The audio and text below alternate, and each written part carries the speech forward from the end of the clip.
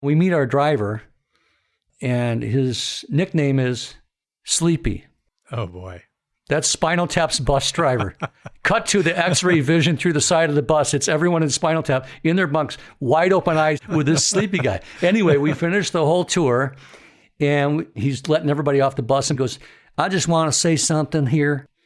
I've never done a tour where the band didn't play the movie Spinal Tap.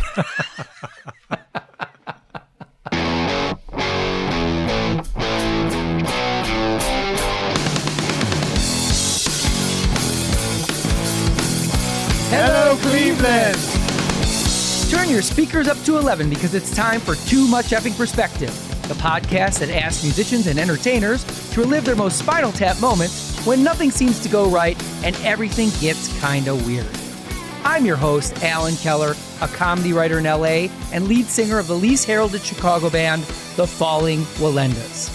And I'm your co-host, Alex Hoffman, former tour manager for Radiohead and lead singer of the least heralded Milwaukee band, The Vainglorious. Our guest today is CJ Vanston, composer on all of Christopher Guest's movies, as well as musical director and producer for the band Spinal Tap. Yes, that band. We're going to talk to CJ about how Bruce Springsteen caused Michael McKean to miss seeing the real Stonehenge, why Jeff Beck thinks CJ is literally a giant, and who in Guns N' Roses cut Spinal Tap's amp cables in front of 90,000 people at Wembley Stadium. So without further ado, let's go to the TMEP show. It really puts perspective on things, though, doesn't it? Not too much. There's too much Yeah, effing perspective now. Alex, in every band, there are unsung heroes, guys who are integral to their signature sound, but may not get as much credit as the leads. As Aristotle said, the whole is greater than the sum of the parts. And we all know what great bands came out of Athens. REM of Montreal, the B-52s, Drive-By Truckers. That's Athens, Georgia, Alan. Oh, they're different? Yeah, actually they are. But your point is well taken. Everybody knows who Bono and The Edge from U2 are, but I think many casual fans would have trouble naming bassist Adam Clayton or drummer Larry Mullen Jr., even though they share music credits equally with their more famous bandmates. Today, we're going to chat with a great musician who you could say was the fourth member of the band Spinal Tap, CJ Vanston. CJ's a guy few people know, but who David, Nigel, and Derek probably couldn't live without. I also think he's going to play a huge role in the recently announced sequel, Spinal Tap 2, which we are extremely excited about. Extremely. And look, CJ's also played and recorded with other great people like Prince and Joe Cocker. But his main gig for a quarter century has been Spinal Tap, even though he's relatively unknown. A fact we're going to rectify today. I hope so. And honestly, Alex, although I'm really the voice of this podcast, everyone says that on social, I want our listeners to know that your contribution is valuable as well, albeit less valuable than mine. That's all three of our followers on social have said that? Well, 2 out of 3. At least a majority. The majority. Yeah, you got that. All right. Anyway, Alan, seriously, that statement shows very little perspective, as well as no self-awareness, and you hurt my feelings. But we don't have time to get into it right now. All right, then. Let's go to my TMEP show and my conversation with CJ Vanston. And not a moment too soon.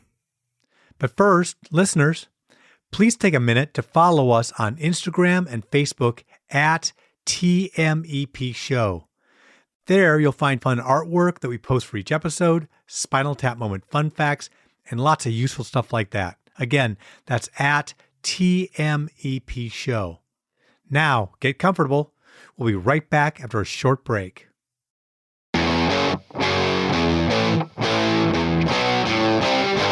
And now a musician who Prince said played the Hammond B3 organ better than anyone since Sly Stone, CJ Vanston. CJ, thank you so much for being here. This is a real thrill to have someone who's on the inside of the Spinal Tap world. I mean, you're basically the fifth Beatle of Spinal Tap, but there are only 3 members of Spinal Tap, so you're basically the fourth Beatle, which would make you Ringo, and you're a keyboard player, so that doesn't make any sense. Anyway, Your connection to Spinal Tap happened in a very circuitous way, and it stemmed from a famous rock star trying to deprive you of your facial hair. Can you give us that story?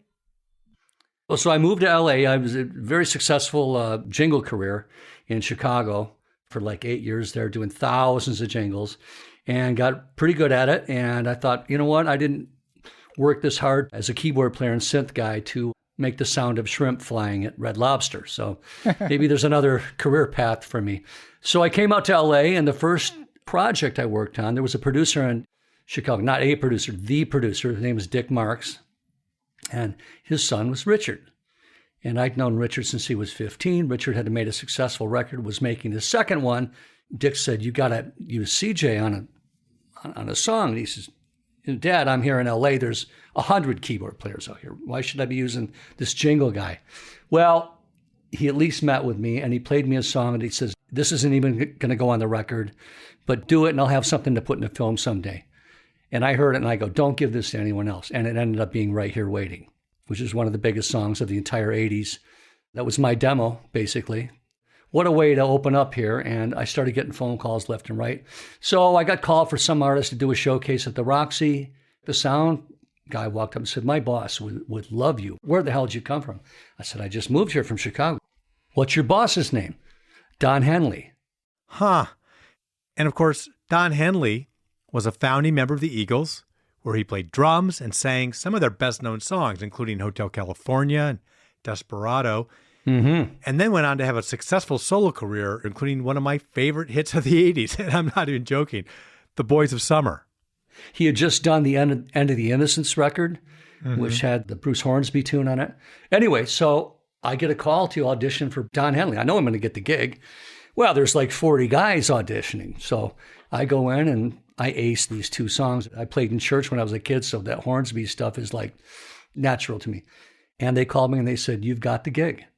But Don has one requirement for you playing with him. You have to shave the beard. And I go, I'm sorry. I like Mr. Henley. That's great. But, if I wake up someday, I decide to shave my beard, I'll shave my beard. But certainly not going to shave it because your artist wants me to shave my beard. Yeah, well, that's a prerequisite to the job. I said, well, I'm not shaving my beard. So just call me back when you want me to show up at rehearsal. Click. I figured they're going to call back. It was a bluff. They never called back. This other guy got the gig, super talented guy. And I thought my career is over. It's done. You must love your beard. No, but I tell kids all the time, it was my intuition. If he's going to have me shave my beard, what else is he going to ask me to do? What else are you going to have to shave? Right. Yeah. So a couple weeks later, Katie Segal from Married with Children is at a party, and she's a great singer. And she's putting a band together, and she says to Don Henley at the party, hey, I've lost my keyboard player and musical director. Do you know anybody good? And he goes, I know a guy that's great, but he's got an ugly fucking beard. And that's me. So Katie calls me to be in her band. And she gives me this cassette of 12 tunes. And can you write charts for these? Well, I not only did that, I demoed the songs top to bottom. And she said, the first rehearsal, I'm sending over my drummer so you guys can work together. The door opens at my office at Sunset Sound, and it's Russ fucking Kunkel. Wow. Legend of legends. Wow, nice to meet you. So we sat down, I gave him a chart, and I hit play, and he goes, stop. What am I listening to here? And I said, well, that's the demo. I know, but who did this? I said, well, I did. I know, but so who's playing bass? I said, well, that's me on keyboards. Well, who's the drummer? I said, I programmed that. Who did? I said, Russ, I did everything. He goes, who wrote these charts? I said, I did. He goes, okay, that's it. I've got two guys I want to introduce you to. One was Greg Ladani, who produced and mixed the Don Henley Building the Perfect Beast record, Toto 4, Fleetwood Mac, Jackson Browne, all that. He introduced me to Greg, who ended up becoming my best friend. We probably did 40 records together after that. And the other guy he introduced me to, Christopher Guest. Oh, that makes a lot of sense, because Kunkel, who is a legendary session guy, is one of the drummers in Spinal Tap. That's exactly right. Stumpy Joe, isn't he? Stumpy Joe, People? right. I've lost You're him. right. You're right. You're right. Oh, my God. And he says, look, because I got the gig from hell. And I thought, fuck, it's got to be Michael Jackson. So I called him. No, it's better than that. Spinal Tap. And I was like, oh, this is awesome. So I decided no other keyboard player is ever going to play with this band after this night. So I sampled the Devil Laugh. I've got the sound of the volcano and the skeleton and the smoke. I've doubled all the guitar parts. Well, we played this gig and these guys got such a kick out of it. They said, you know what, let's keep playing some gigs. So we played some more gigs and they said, let's make a record. And that was Break Like the Wind. So that became a thing. And then we put a tour together in 92 that was, extravaganza galore. So afterwards, Chris was talking to me and he said, hey, I'm doing an HBO movie. And I said, wait a minute, who's doing the music? Why do you do that? I'm like, dude, you're kidding me. Of course, I'd never done any film or TV music. But everything I play through my years, everyone said, that sounds so cinematic. So I knew I could do it. Well, I did all this music and Jeff Beck, I go way back with Jeff Beck. So I wrote this score for orchestra and Jeff Beck. And I didn't get the gig because I didn't have a big enough name. So Chris said he felt so bad. I'm really, really sorry, but next time I do it, I'll make sure you're on it. And he called me about a year later and he goes, I'm doing this thing down in Austin. I don't even know what it's going to be. Will you work with the crew of people that I put together? And I said, well, who's the crew? Well, it's Eugene Levy, Catherine O'Hara, Fred Willard. Wow. And I was an SCTV, freak. Are you kidding? That's how the beard led to Waiting for Government. That's incredible. The insistence on not shaving your beard. Had you shaved, totally different story, totally different trajectory. And I talk to kids a lot, and I always tell them, you got to stick to your guns and believe in yourself and follow your intuition. Because, boy, that would have been a different world. And the Don Henley tour, I guess these guys would get notes at 2 a.m. under the hotel room door. Measure 36, you didn't play this right, measure 47. Don's a real stickler for everything's got to be the same every night. Last guy I would ever want to work for. God bless him, he's a genius, but the thing of him wanting to shave my beard showed what a control freak he is, And that's why he's so good at what he does, but it doesn't fit my MO. And so my intuition kind of got me off the hook there.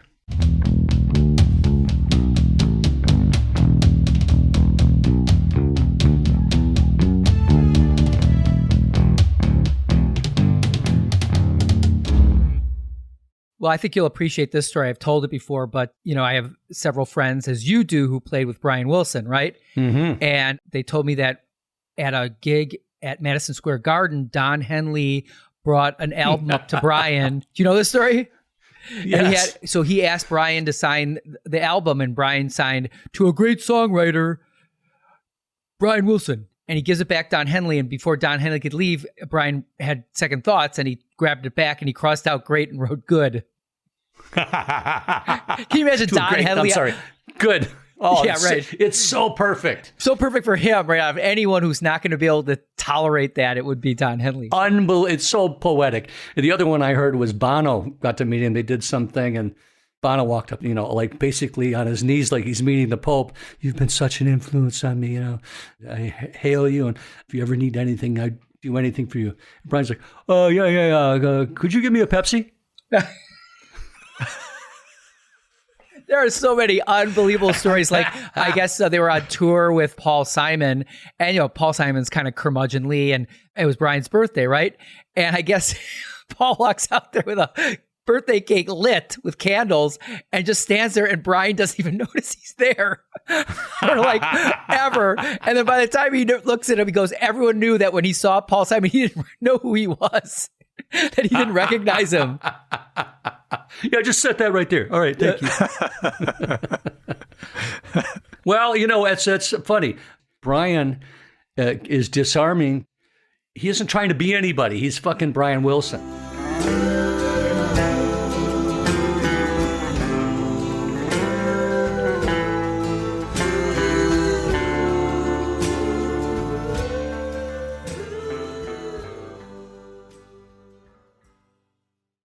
Talking about Spinal Tap, you mentioned, I think it was in 92, they did a world tour. Yep. I mean, we're just dying to hear a few of your Spinal Tap moment stories from being on the road with Spinal Tap.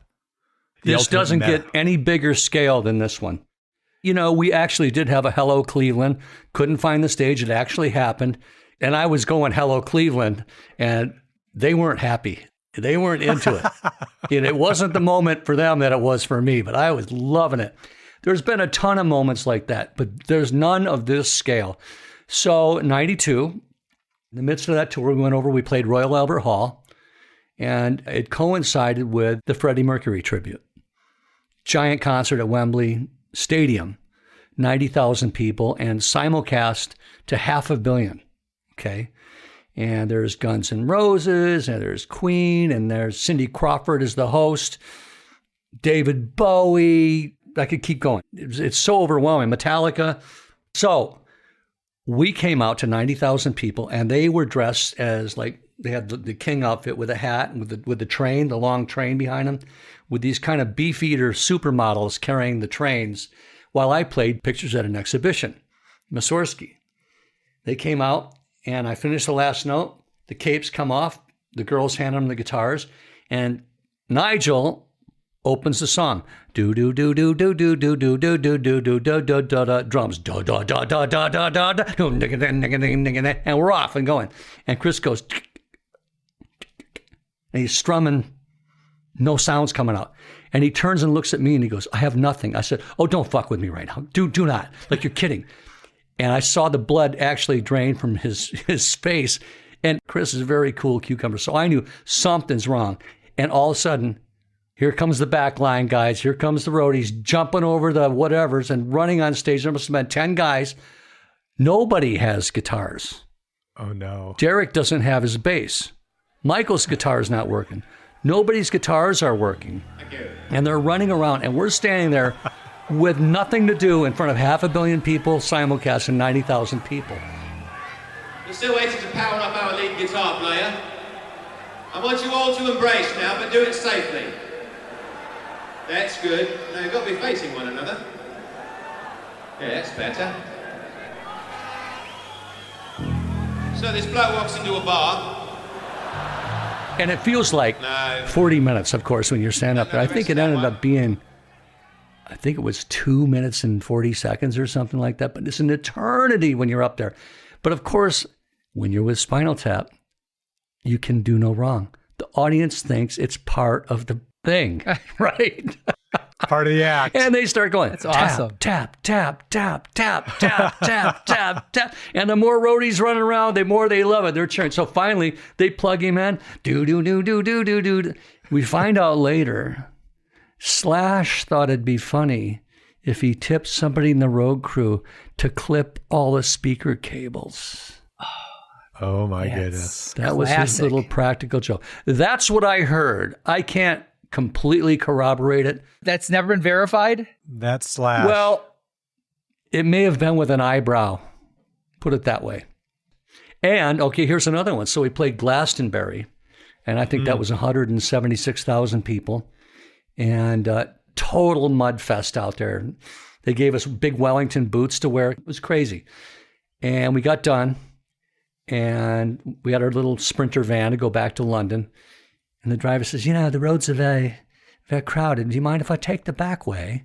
We're like, no. So we take the back way. It just rained, and it's these verdant green hills with sheep, and it's just beautiful driving back. And David St. Hubbins, or Michael, decided to stay because he wanted to see Springsteen. So it's just me and Chris and Harry's wife, in the van. And we're driving. Everybody's buried in their iPhones at this point. And all of a sudden I look on the hill and I go, guys, look on the hill. It's Stonehenge. Chris goes, I grew up here. That's a replica. I said, that's fucking Stonehenge up on the hill. That's Stonehenge. Chris is like, I grew up in London, CJ. That's a replica. That's not it. And finally I said, turn this fucking van around right now and drive up there and prove me wrong. So the van drives up the hill, and there's a gate that says, welcome to Stonehenge. It was the real Stonehenge. So we pull up, and nobody's there. It's like 5:05. I run down to the ticket office. I said, 5 tickets right now. Oh, I'm very sorry. We just closed just a minute ago. And I make like Sam Kinison. I said, you see those 2 guys behind me? You wonder why your gift shop sells so many goddamn tchotchkes? That's because of them. Open the goddamn velvet rope now. So sure enough, She takes us in there and she goes, you can look at them for a few minutes, but you can't go behind the velvet ropes. I go, come here. You weren't listening to me before. This is Spinal Tap. And she opened the velvet ropes. And next thing you know, we're hugging Stonehenge as Spinal Tap. It was hard to believe it was happening. So we drove back and everybody was like, that was the most amazing experience. And we pull up the hotel and all of a sudden somebody goes, who's going to tell Michael? I don't think he talked for a week. He was so bummed. Anyway, that's kind of Tappian, That is beautiful. That's classic. Yeah. But, think about it this way. For Michael's sake, thousands of years from now, they'll be coming to the Stonehenge pony to honor Springsteen, the monument. Of course they Right? will, because he's There the you boss. go. He's the boss. Come He's on. the boss.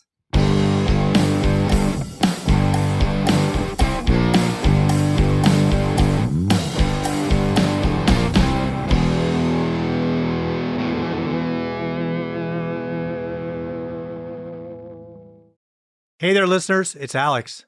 Did you know that at the end of each episode, we close with an original song from either Alan or me? It's true. So keep listening to hear one from my old band that kind of sort of relates to the theme of this conversation. Now, back to the show. There isn't anyone we're going to have on this show who knows the guys in Spinal Tap like you do, CJ. I mean, you've been on tour with them, on stage, in the studio. Can you tell us what Christopher Guest, Michael McKean, and Harry Shearer are like? I'm doing Chris right now. Yeah, right. He's a very stoic guy, isn't he? Until he utters 3 words that just flattens everybody. Nobody funnier. And one of the biggest hearts, just a sweetheart.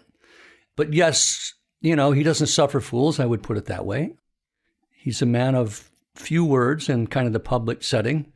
But when he says something, people listen. That's why he's such a good director. I mean, on the set, there's, 100 people running around, and all of a sudden you just hear him go, people? And it's silence, Michael is one of the most intelligent and well-read guys I've ever met in my life. He should be the host of Jeopardy. He's amazing. Harry, he's the one with the biggest heart. He's so sweet. He's the most jovial, I think. And here's the thing. When they walk on stage, the 3 of them, the audience is like they're seeing the Scarecrow, the Tin Man, and the Lion live in front of them. It's that powerful. The looks on their faces is just this awestruck. It's like seeing a cartoon character come alive in front of you. But we played Carnegie Hall, and this is before Mighty Wind came out. Our opening act was The Folksmen. Really? And let's remind our listeners, the Folksmen are basically the folk music alter ego of Spinal Tap, right? It's the same guys with different outfits and songs, but similarly tongue-in-cheek. And they're the subject of another classic music mockumentary that you just mentioned, CJ, A Mighty Wind. Mm-hmm. So the Folksmen came out in their striped shirts and their bald wigs, and the whole thing started, start me up, I'll never stop again. You make a dead man come, you make a dead man come. Yeah. And the audience is so pissed off, they don't know who they are. They're wadding up their programs and throwing them at them at Carnegie Hall. They're booing, they're making noise, whatever. And all of a sudden, like someone lit a match. Someone says, wait a minute. That's them.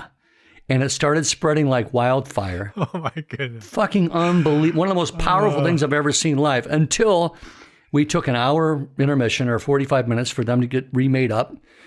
And we come out as Spinal Tap. And first of all, we broke the all-time beer sales records at Carnegie Hall. Perfect. And nobody sold more panties than we did at Carnegie Hall. So I think we played over 2 hours. Not one person ever sat down. I've never seen that in all my travels with Tina Turner and Tears for Fears and Joe Cocker, great artists. But they eventually sit down after the second song or maybe the third. They never sat down. That is so much fun. And you know what's interesting, CJ, is that another guest of ours on the podcast, Styx drummer Todd Zuckerman, who used to play with Alan in The Falling Melendez, and as you know, because you're the one who set it up, also played some late night TV shows with Tap, said the same thing about seeing these characters come to life. He literally said, it's like, there they are. There's Spinal Tap. Holy smokes. You know, right like in front of us. Yeah, exactly. Okay, how big of a difference is there between Christopher, David, and Harry and the characters they play in the band? When the guys get into their mode, it gives them license to kind of be those guys from the movie. Dim, don't quite get it, but also maybe a little rude. That reminds me of the story you told me about the time you introduced Todd to Harry at the Tonight Show. Greg Bissonette was our usual drummer, and he was out on the road, and I said, man, I got a guy for you. This guy's amazing. So Todd came in, of course, ready to play. We're about to rehearse on the set of Leno. So I said, Derek, let's go around and meet the drummer. Todd's really thrilled to meet Derek Smalls. And I said, this is a dear friend of mine, Todd Zuckerman. He plays with the band Styx. And Harry goes, oh, our farm team. That's absolutely great. Well, I wanted to ask, we know David, Derek, and Nigel. What's your onstage persona? I didn't really have one. You know, it's interesting. Chris said something at the beginning. He goes, I think it's the David Bowie in the really nice suit, completely opposite of what we do. And I didn't see it. You know, I had the kind of chaps with the spandex, with the Seinfeld shirt, with the pirate makeup. You know, I did that kind of thing. And in retrospect, the suit would have suited me better. But it kind of didn't matter because people did not give a shit about me. Nobody's looking at me. You know, even during my solos, they're still watching Chris walk around, you know. My persona was a giant piece of sound up there. Doubling the guitars, doubling backgrounds with vocoders, just making the band sound gigantic. And that made them feel great. And they're all really great musicians, by the way, and musicologists. Their music history knowledge is insane. I'm reading a book on Buster Keaton right now, and they're from a time when you had to sing, dance, and act. And those guys really are the last bastion of that. Wow, I didn't know they were that old. They knew Buster Keaton. I know, they don't look it, do they? No, not at all. But Todd also said to us, he goes, you know, they really care about what they're playing and how they're playing. It's not a joke to them. They are doing their best. Well, They're almost too much, actually, because I kept saying, guys, the music sounds great, but when you guys talk in between tunes, when those guys start riffing, they're so good at waiting for the other guy, and it's just magic. Do more of that. And they're like, we like playing. Isn't that interesting? They really love to play music, and that's why those songs are so fucking good.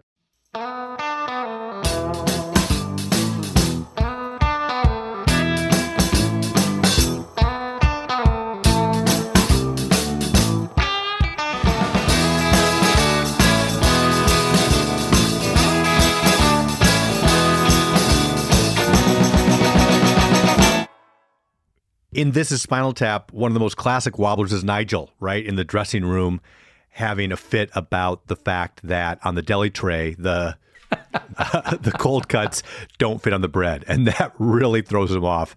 And Ian, their manager, Ian Faith, has to say, all right, don't let that affect your performance. And Nigel's response was, I won't. I'm a professional. As a tour manager, I've actually saw things that weren't too far off from that. So anyway, what about those guys? Well, it's a wobbler in a different sense. So we're playing Philadelphia, and for some reason our dressing room is the boys' locker room of whatever this place we're playing. It's just this giant room in this boys' locker room, and there's a deli tray. And so Chris and I are standing at the deli tray, and he's eating grapes. And there's McKean.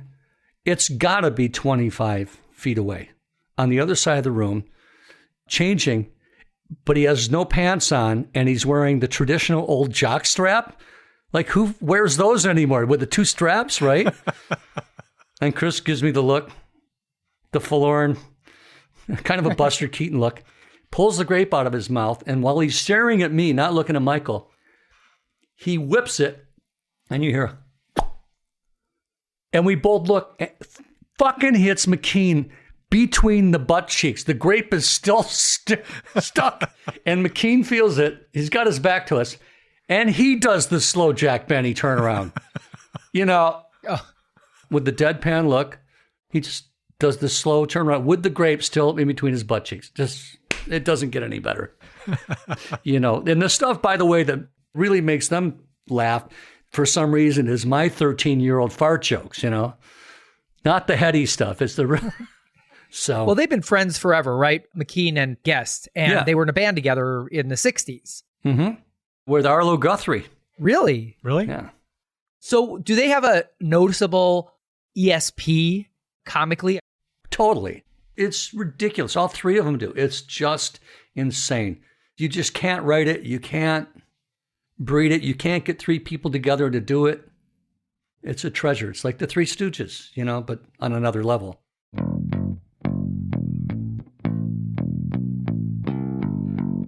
Would love to hear some stories of some of the folks that you've worked with in different capacities. You worked with Prince in some way, but we don't know how. Could you tell us about that?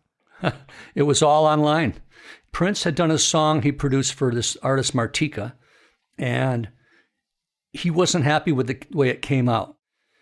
I got a call from Bobby Colomby from Sony, and he said, hey, I got this track that Prince had produced. You want to take a crack? And I said, hell yeah. So I did this really spacey, dreamy, Bjorky strings, and I did an ending that went for 2 minutes. Prince flipped over it, and they said, that's the guy. Let's send him another track. I got an email from Prince like, yeah, can you play B3? It's like, can I play B3? Yeah, that's one of my specialties. That's playing with Cocker all those years and everything. So it was another song called Martika's Kitchen on the same record. And I played B3 on that. They sent the tracks to Prince. And I got an email from him saying, hey, brother, that's the best organ I've heard since Sly and the Family Stone. Whoa. And that was the extent of our relationship. That was it. Well, you mentioned this Jeff Beck story that you said was too long to tell. Oh, man. Okay, 81, I'm in a rock band called Trillion in Chicago.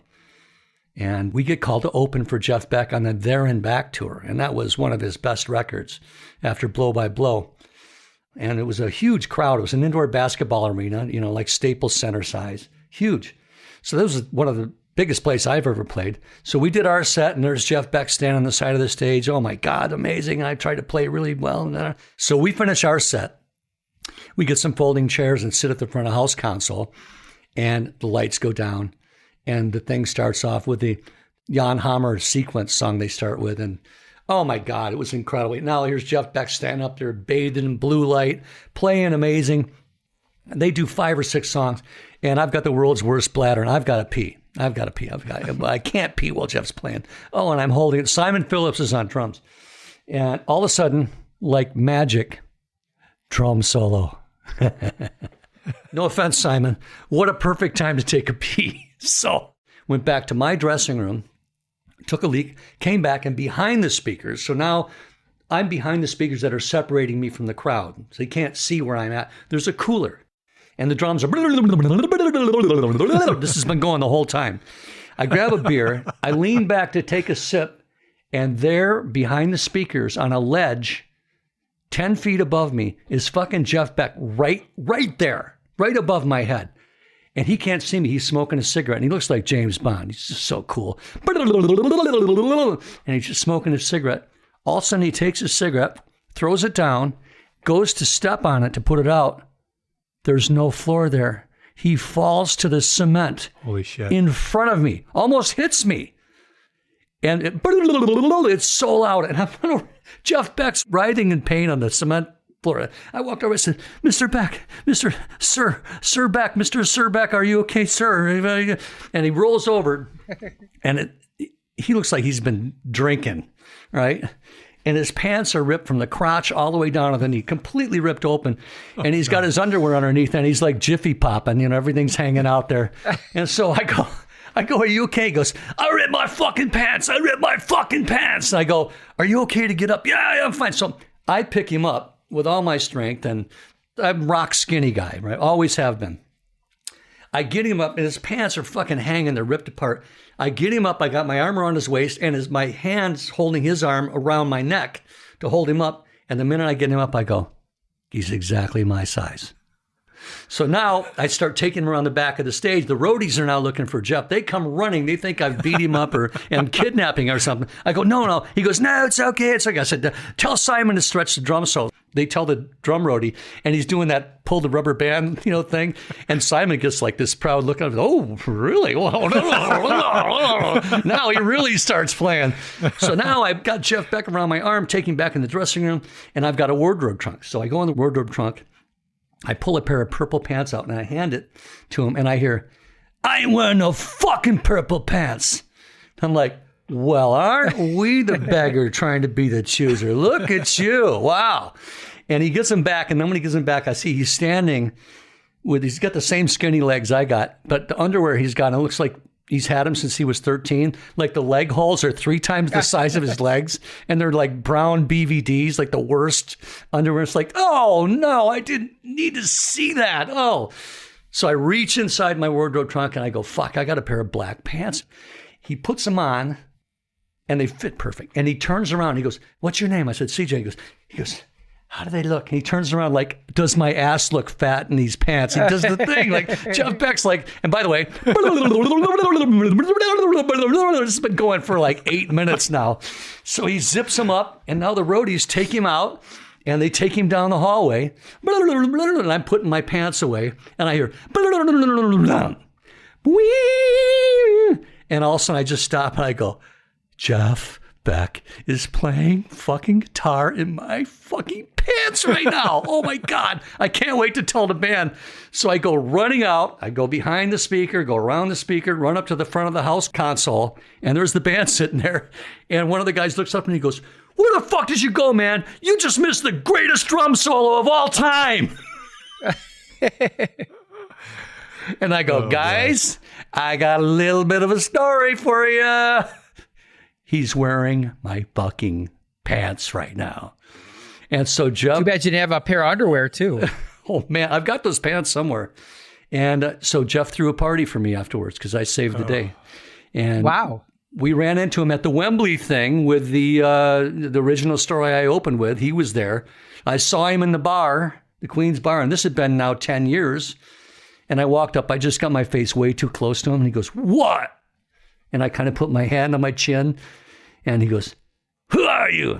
And I just didn't say a word. And I didn't. And all of a sudden he goes, oh my God, you're the giant that picked me up off the floor. And I go, what's that mean? He goes, the way he's been telling the story is this 6'9" giant picked him up because I was so pumped full of adrenaline. And he tells it that and Tal Wilkenfeld and Vinnie Colaiuta told me this, that he says that the pants are hanging like a foot off of his toes. And it was like these clown pants or that's not what happened. So anyway, that's my Jeff Beck story.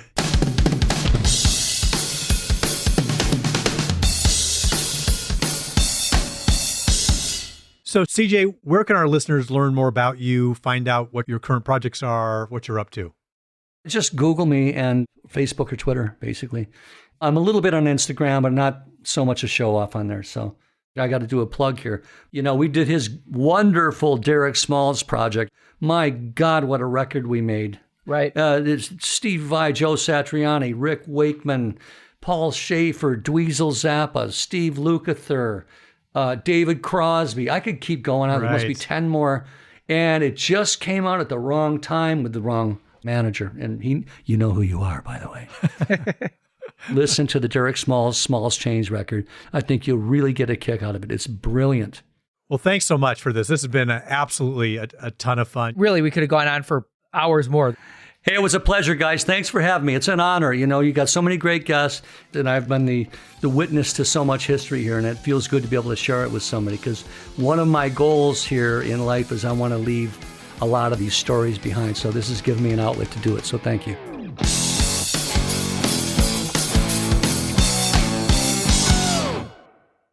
One thing I kind of wished we would have asked CJ is if he had any regrets being, and I mean this in a positive way, locked in with Spinal Tap for all these years.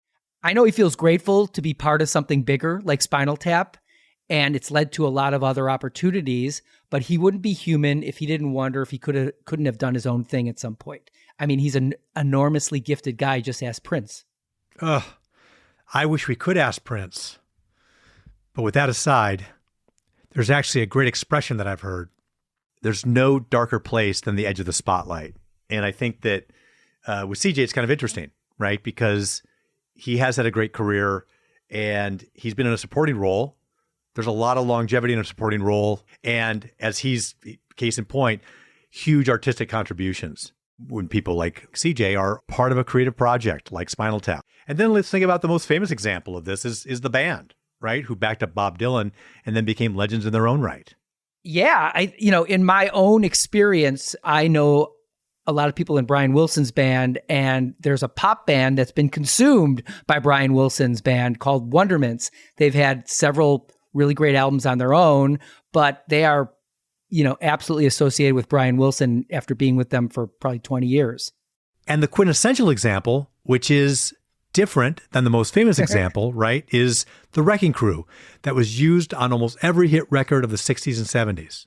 Few people outside the biz know musicians like Hal Blaine and Carol Kay and Tommy Tedesco, but they were the life behind I Got You Babe by Sonny and Cher, Good Vibrations by the Beach Boys, Monday Monday by the Mamas and Papas, and hundreds of others. We have our own unsung hero on the staff here. I'm getting all verklempt, but Gretchen Kilby is our producer. I think we have our own wonderment, Alan. She keeps our breath smelling fresh on all of these podcasts. And she's a wrecking crew. She's a one-woman wrecking crew. I agree, Alan. We couldn't do this podcast without her.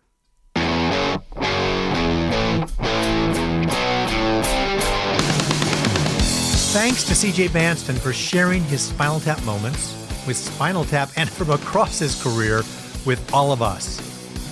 Need a refresher on the movie This is Spinal Tap? Buy it now on Amazon Prime or Apple iTunes. Too Much Effing Perspective is a Milwaukee Talkies original. This episode is edited by Gretchen Kilby, music by J.K. Harrison. Follow, rate, and review this show on Apple Podcasts, Spotify, Amazon Music, or wherever you listen to podcasts.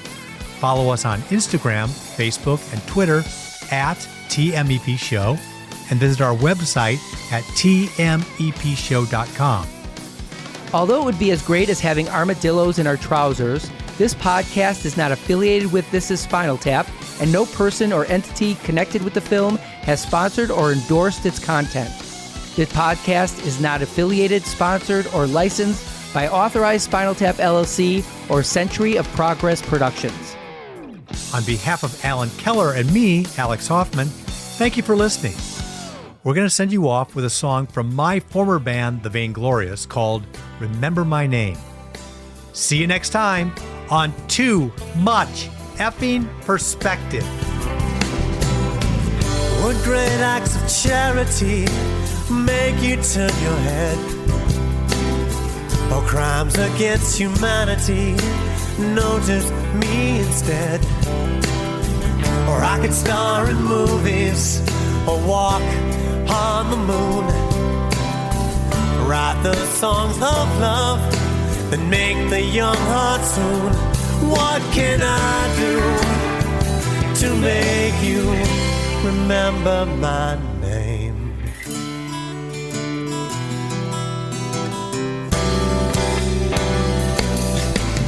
Explorations and excursions to the North Pole or Tibet, the kind that make the headlines, then could you forget? Or a cure for cancer is something I could find. A medal from the president might keep me in your mind. What can I do to make you remember my name? What can I do? What can I do to make you remember my name?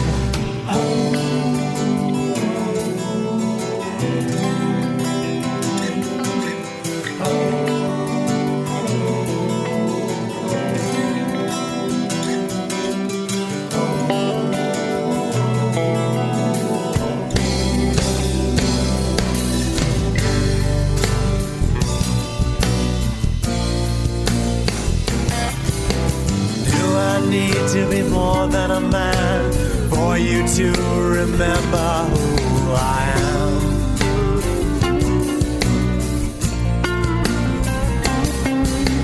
Do I need to be more than a man?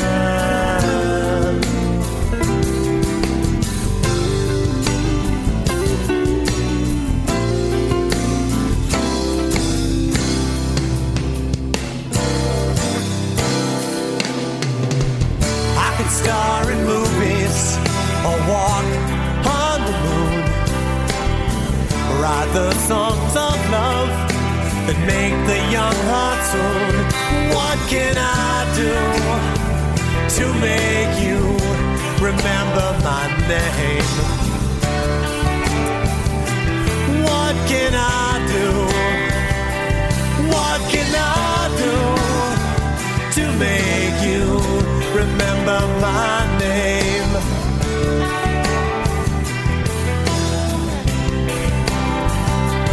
What can I do to make you remember my name? What can I do? What can I do to make you remember my name?